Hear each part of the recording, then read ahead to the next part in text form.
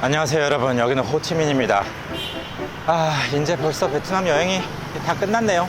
내일이면 제가 이제 베트남 여행이 끝나는 날입니다. 그래서 오늘 아침부터 일찍 일어나가지고 이제 커피 한 잔 마시러 나왔는데, 오늘은 일반 베트남 카페를 가는 게 아니라 제가 태국에서 자주 가던 그 카페 아마존 있잖아요. 여기에 카페 아마존이 엄청 크게 있더라고요. 여기 가서 모닝커피 한 잔을 마시려고 합니다. 파란불인데 뭐 그런 거 전혀 상관없이 개의치 않고 다가오는 오토바이랑 자동차들. 진짜 오랜만이다, 카페 아마존. 베트남 카페 아마존은 조금 맛이 다르려나? 가격은 다른 그냥 일반적인 프랜차이즈 카페랑 거의 다를 게 없구나.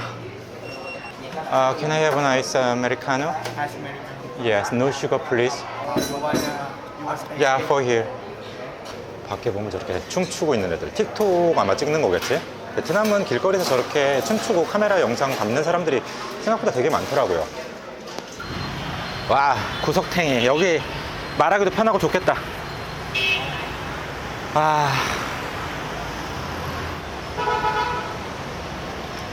커피 맛은 태국이랑 거의 똑같네.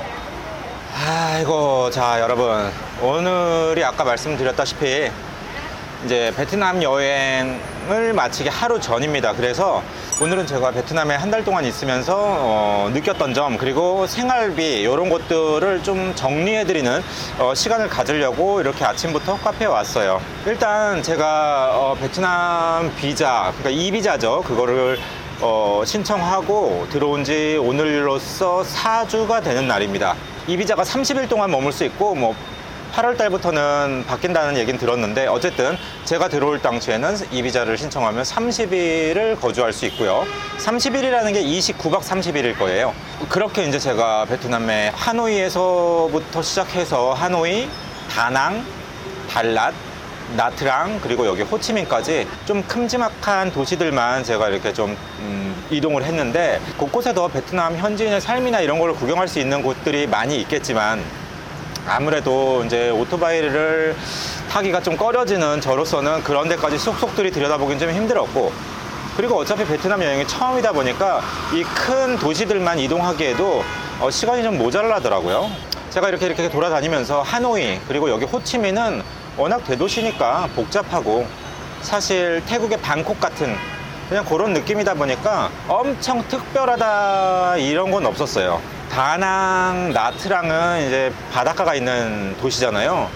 근데 바닷가가 뭐 글쎄요, 그렇게 예쁜 것 같지는 않아요. 제 기준으론 그냥 파타야 바다랑 비슷비슷했던 느낌. 물론 배 타고 옆에 섬이라든지 이런 데로 이동하면 더 좋은 그런 바닷가의 경치나 아니면 물 색깔 이런 것들을 느낄 수 있다고는 하지만, 제가 이렇게 물에 막 가는 거를 썩 뭐 이렇게 원하지는 않아가지고 그런 투어는 좀 제꼈고, 시내 안에서, 도시 안에서 할 수 있는 투어라든지 아니면 근처에 다른 소도시라든지 이런 데를 좀 이동했었던 것 같습니다. 그리고 이 두 도시는 워낙 한국 관광객분들이 많아가지고 어떻게 생각하면 진짜 여기가 한국인지 베트남인지 약간 헷갈릴 정도로 한국분들이 많이 계시더라고요. 한국분들한테 진짜 유명한 그런 여행지인 건 확실한 것 같아요. 저는 이제 그 정도까지 많은지 모르고 왔었는데, 와서 조금 놀랐습니다. 이렇게 한국분들이 많이 놀러 오시는구나. 그다음 제가 제일 좋았던 데는 사실 달랏이에요.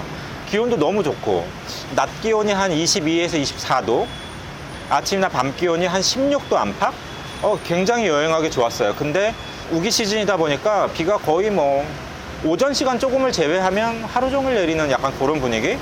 그러다 보니까 이제 좀 밖에 돌아다닐 때는 오전 시간을 좀 이용해서 이렇게 돌아다녔었고요. 경치도 너무 좋고, 온도도 너무 적당하고, 그리고 물가도 다른 도시에 비하면 좀 저렴한 편이고, 하여튼 너무너무 달랏은 좋았었던 기억을 가지고 있습니다. 만약 저한테 베트남 제가 가본 도시 중에 어디를 추천할 거냐 이렇게 물어보신다면, 제 개인적으로는 그래도 대도시 먼저 한번 가봐야 되지 않을까, 하노이나 호치민을 먼저 좀 찍어보는 게 낫지 않을까, 약간 그런 생각은 있어요. 아무래도 외국인이 한국을 들어올 때 서울을 그래도 제일 먼저 가듯이. 그런데 베트남에 한 번 이상 와보신 분들은 저라면 달랏을 추천할 것 같습니다. 달랏은 저는 참 좋은 기억, 좋은 날씨, 좋은 환경, 뭐 물가, 모든 점에서 전 참 만족했던 도시인 것 같아요. 그러면 제가 이제 베트남에 총 있으면서 생활비 어떤 식으로 사용했는지 좀 여러분들한테 정보를 공유해 드리도록 할게요. 일단 한국에서 베트남 들어오는 거, 그리고 베트남에서 다시 나가는 비행기, 이 비행기 값은 워낙 시즌별로 다르고 명절 또는 뭐 휴가철, 성수기, 비수기 뭐 이런 거에 따라 너무 다르니까 그거는 제외하도록 하겠습니다. 딱 베트남에 입국하는 순간부터 사용한 금액을 제가 가계부 어플로 하나도 빠짐없이 전부 기재를 했거든요. 그걸 토대로 제가 설명을 좀 드릴게요. 일단 여러분, 제일 먼저 숙박비겠죠. 숙박은 크게 두 가지로 나눌 수 있어요. 한 달 살기를 한 지역에 살 거냐, 아니면 진짜 계속 돌아다닐 거냐. 한 달 동안 한 도시에서만 숙박을 하신다면 숙박비가 이거보다 훨씬 낮아질 거예요. 왜냐면 에어비앤비나 이런 데에서 한 달을 끊을 때는 가격이 확실히 할인이 많이 되거든요. 근데 저는 이제 거의 일주일이나 뭐 이런 단위로 도시들을 계속 이동하다 보니까 숙박비가 그런 식으로 한 달 살기 할 때보다 좀 많이 나온다는 점 감안하시고, 그리고 제가 호텔을 잡을 때 비싼 호텔 잡지 않았다는 거 여러분 제 영상 보신 분들 아실 거예요. 일단 호텔은 내일까지 29일 동안 총 금액은 오늘자 환율 기준으로 67만 5천 원 정도가 나오네요. 그렇다면 하루에 한 22,000원 꼴 정도로 제가 숙박을 한 거라고 보시면 되고, 제 영상을 꾸준히 보신 분들은 아실 거예요. 제가 숙소를 정말 그런 그지 같은 곳에서는 자지 않았어요. 꽤 그래도 방 크기도 나쁘지 않았고 깨끗하고 호텔 서비스, 그러니까 호텔 직원들도 굉장히 친절했던 그런 호텔들에서 잤거든요. 평균 하루에 한 22,000원 정도면 그래도 나름 괜찮은 호텔에서 잘 수 있다는 거. 그 다음에 이제 입국할 때 제가 핸드폰 개통을 했잖아요. 통신비 한 달 동안 이용하는 게 35만 동, 한국 돈으로 대략 한 19,000원 정도, 그 정도 나왔고요. 그 다음에 중요한 게 이제 식비겠죠. 식비는 물론 좋은 곳, 때로는 호텔에 되게 좋은 레스토랑이라든지 아니면 로컬 음식점 중에 좀 좋은 고급진데, 이런 데를 가면 훨씬 비싸질 수 있는데 저는 그런 데를 거의 가지 않았기 때문에 길거리 완전 싸구려 음식 말고 그래도 위생이 그나마 좀 괜찮은 곳 위주로 다녔을 때 나오는 식비라고 생각하시면 됩니다. 총 식비는 713만 4천 동, 한국 돈으로 한 39만 원 돈 정도 나왔네요. 하루에 대략 한 13,000원 정도 사용했다고 보시면 될 것 같아요. 보통 제가 하루에 두 끼 식사를 하니까 그 정도 생각하시면 되고, 커피만 따로 카페에 와서 사용한 금액만 따로 계산을 했어요. 이게 한 달 동안 177만 8,500동, 한국 돈으로 대략 97,000원 돈 정도 사용했습니다. 하루에 뭐 2잔 마실 때도 있고 3잔 마실 때도 있고 그러다 보니까 여러분들이 그 정도는 생각하시면 될 것 같고, 그 다음에 이동수단, 교통비는 제가 한 달 동안 731만 3,400동을 썼네요. 한국 돈으로 계산하니까 대략 한 39만 9천 원 정도 사용했습니다. 이 교통비 안에는 택시비도 있고, 그 다음에 제가 도시별 이동하는 비행기 티켓 값도 있고, 그리고 공항에서 도시까지 막 몇십 킬로씩 이동해야 되는 그런 그랩 택시비도 있고, 또 달랏에서 나트랑까지 이동해야 되는 그 미니밴 버스비, 이런 거 다 포함한 금액, 한국 돈으로 대략 39만 9천 원 정도 나왔네요. 자, 그 다음으로는 제가 이제 여행을 하면서 투어했던 것들 있죠. 영상을 찍으면서 사용했던 금액이라고 보시면 될 것 같아요. 하롱베이도 갔었고, 그리고 호이안이란 도시에 가서 뭐 배 타는 것들도 체험을 했고, 그리고 뭐 베트남 이발소도 갔었고, 뭐 이런 여러 가지 것들이 있잖아요. 제가 유튜브 영상을 찍으면서 했었던 그런 투어 같은 것들, 그거에 대한 총 비용은 277만 동 사용했네요. 한국 돈으로 15만 1,000원 이 정도 사용했습니다. 베트남 물가가 저렴하고, 또 한국 여행사 패키지를 만약에 이용할 경우에는 이거보다 훨씬 많이 나올 거예요. 저는 로컬 여행사나 직접 찾아가서 흥정하고 결제하는 약간 그런 식으로 하다 보니까 그래도 보통 일반적으로 여행 오시는 분들보다 훨씬 저렴한 가격으로 이것저것 체험을 많이 했던 것 같습니다. 그 다음 마지막으로 그냥 기타 사용료. 이 기타 사용료는 약국에서 약 산 것도 있고, 뭐 미용실 가서 머리 자른 거, 방 청소하는 거 팁 줬던 거, 그리고 제가 영화관도 갔었고요. 그 다음에 세탁, 일주일에 한두 번 정도 세탁하는 세탁 비용, 잡다한 그런 총 비용, 기타 비용은 79만 7천 동, 한국 돈으로 한 4만 3,500원 정도, 요 정도 나왔습니다. 이렇게 하다 보니까 총 비용은 3,250만 6,500동을 사용했고요. 한국 돈으로 계산하자니까 177만 4,854원을 제가 한 달 동안 사용을 했습니다. 한번 돌이켜 생각해 볼까요? 177만 원 돈을 제가 한 달 동안 사용했는데 숙박비가 아무래도 가장 비중이 크죠. 숙박비가 67만 5천 원 정도 나왔으니까 뭐 그거는 뭐 이해합니다. 그 정도면 그리고 비싸게 사용한 게 아니에요.